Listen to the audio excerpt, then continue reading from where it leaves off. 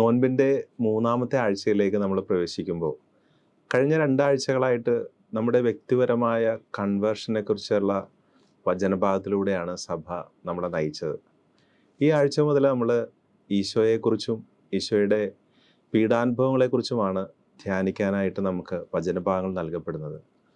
ഈശോയുടെ ജീവിതത്തിൽ ആ പീഡാനുഭവം ആരംഭിക്കുന്നത് കുരിശുമരണത്തിൻ്റെ ആ തൊട്ടടുത്ത നിമിഷങ്ങളിലല്ല. ഈശോ ജനിച്ചപ്പോൾ മുതൽ പീഡാനുഭവത്തിൻ്റെ നിഴൽ അങ്ങനെ ഈശോയുടെ ജീവിതത്തിൽ ഉടനീളമുണ്ട്.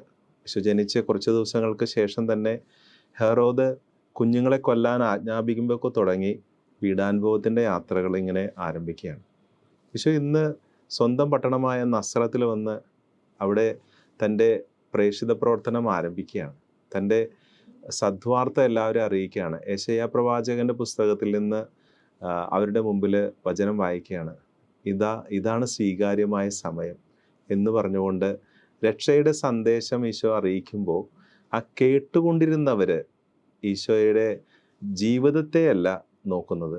അവർ ഈശോയെ കാണുന്നത് അവരുടെ നാട്ടിലുള്ള ഒരു മരപ്പണിക്കാരൻ, അവരുടെ നാട്ടിലുള്ള മറ്റൊരു മരപ്പണിക്കാരനായ ജോസഫിൻ്റെ മകൻ എന്നൊക്കെയാണ്. ഈശോ പറഞ്ഞ ആ സന്ദേശത്തെ അവർ സ്വീകരിക്കുന്നില്ല. ഈശോയുടെ ജീവിതത്തിലേക്കല്ല അവർ നോക്കുന്നത്. പലപ്പോഴും അങ്ങനെയാണ്. ആ മെസ്സേജിനെ നോക്കാതെ മെസ്സഞ്ചറിലേക്ക് നോക്കിക്കൊണ്ട് നമ്മുടെ ജീവിതത്തിൻ്റെ ഡയറക്ഷൻ തന്നെ നമ്മൾ മാറ്റിക്കളയുകയാണ്. ഈശോ ഇവിടെ അവരുടെ മുമ്പിൽ ഒന്നും തന്നെ പറയുന്നില്ല. മറിച്ച് ഈശോ പറയുന്ന കാര്യം ഇങ്ങനെയാണ്. 2 കൊച്ചു കഥകൾ ഈശോ പഴയ നിയമത്തിൽ നിന്ന് ഉദ്ധരിക്കുകയാണ്. അതൊന്ന് ആ സെറപ്തായിലെ വിധവ, അവൾ എലീശായെ സ്വീകരിച്ചപ്പോഴുണ്ടായ അനുഭവം. സെറപ്തായിലെ വിധവ എന്ന് പറയുമ്പോൾ വിജാതിയാണ്. രണ്ടാമതായിട്ട് ഈശോ പറയുന്ന മറ്റൊരു വിജാതീയ വ്യക്തിയാണ് നാമാൻ.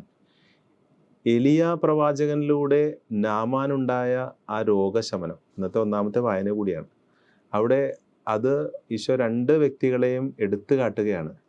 അവരിലൂടെയൊക്കെ രക്ഷ എല്ലാവരിലേക്കായിട്ട് ചൊരിയപ്പെടാൻ പോവുകയാണ്. വിജാതീയരായിട്ടുള്ള ആളുകൾ യേശുവിൻ്റെ ഈ ജീവിതത്തിലേക്ക്, സന്ദേശത്തിലേക്ക് കടന്നു വന്നുകൊണ്ട് രക്ഷയിലേക്ക് കടന്നു വരുന്നു എന്ന് ഈശോ അതിലൂടെ പഠിപ്പിക്കുമ്പോൾ അവർക്ക് കൂടുതൽ ദേഷ്യം തോന്നുകയാണ്. കാരണം അവരെ തന്നെ കളിയാക്കുന്ന രീതിയിൽ വിജാതീയരെ കുറിച്ച് പറഞ്ഞുകൊണ്ട് ഈശോ അത് അവരെ നോക്കി പറയുന്നതാണെന്ന് അവർക്ക് വ്യക്തമാകുകയാണ്. അതുകൊണ്ട് അവരെന്താ ചെയ്തത്? ഈശോയെ പിടിച്ച് മലയുടെ മുകളിലേക്ക് കൊണ്ടുപോയി അവിടെ നിന്ന് തള്ളിയിട്ട് കൊല്ലാമെന്ന് വിചാരിക്കുകയാണ്. ഈശോ ഇപ്പം എന്താ ചെയ്തത്? ഒന്നും പറയാതെ അവരുടെ ഇടയിലൂടെ സൈലൻ്റായിട്ട് നടന്നുപോയി.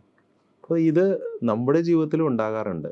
തിരസ്കരണങ്ങൾ നമ്മുടെ ജീവിതത്തിൽ ദൈവത്തോട് തന്നെ ഇങ്ങനെ പുറംതിരിഞ്ഞ് നിൽക്കുന്ന അവസ്ഥകൾ. അപ്പോൾ തിരസ്കരണത്തിന് മുമ്പിൽ നമ്മൾ യഥാർത്ഥത്തിൽ എന്താ ചെയ്യുന്നത്? ചിലർ അതിന് പൊട്ടിത്തെറിക്കും.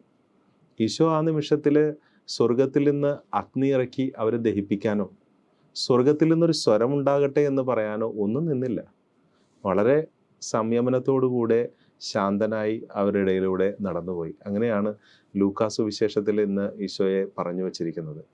നമ്മുടെ ജീവിതത്തിലെ ചില നിമിഷങ്ങളിൽ തിരസ്കരണത്തിൻ്റെ മുൻപിൽ പൊട്ടിത്തെറി ആവശ്യമാണോ? തിരിച്ചടി ആവശ്യമാണോ? ആവശ്യമില്ല. നമ്മുടെ സംയമനം പാലിക്കുകയും അതിനിടയിലൂടെ സാവധാനത്തിൽ നടന്നു പോവുകയും ചെയ്യാനായിട്ട് ഈശോ പഠിപ്പിക്കുന്നുണ്ട്. രണ്ടാമതായിട്ട് നമ്മുടെ ജീവിതത്തിൽ ഈശോയുടെ ഈ പീഡാനുഭവത്തിൻ്റെ ഈ ആരംഭത്തിലെ സഭ നമ്മളോട് പറയുന്നത് ഈശോയിലേക്ക് തന്നെ അടുത്തു വരിക. ഇനി നമ്മൾ കോൺസെൻട്രേറ്റ് ചെയ്യേണ്ടത്, നമ്മുടെ ജീവിതത്തിൻ്റെ ഡയറക്ഷൻ തിരിച്ചു വെക്കേണ്ടത് ഈശോയിലേക്കാണ്. മറ്റു പലതിലേക്കും തിരിച്ചു വച്ചിട്ടുണ്ടെങ്കിൽ തെറ്റിപ്പോയി എന്നാണ്. ദൈവം നമ്മളെ അനുഗ്രഹിക്കട്ടെ.